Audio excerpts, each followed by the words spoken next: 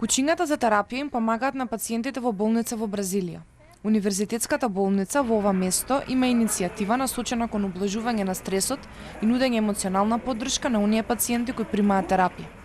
Интервенцијата со помош на кучиња, популарно позната како терапија со домашни миленици, се употребува во последните 3 години и е дел од единицата за ментално здравје.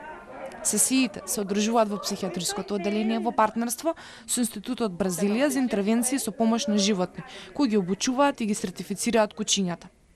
Essa interação entre os animais traz vários benefícios para as pessoas. Inclusive, eu tive a honra de presenciar benefício com um paciente que, quando chegamos, era não verbal.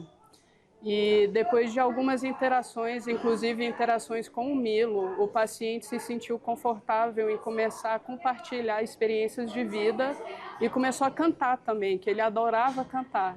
E ele deu show aqui pra gente. Според персоналот, овој модел на асистирана активност кој помага во облажување на стресот и нуди емоционална поддршка на пациентите. Тие самите го виделе подобрувањето кај пациентите кои имале подобро расположение и помалку симптоми на анксиозност и депресија. Tive uma experiência a respeito de cachorro vira-lata que eu tinha, chamado Tico. E esse cachorro ele me marcou muito, me ajudou muito na minha infância. E vendo esses animais aqui, me fez essa recordação muito boa. E estou feliz de ter essa experiência, de ter o contato com o animal. Isso é muito importante. Tem animal que ajuda a gente a curar em muitas coisas.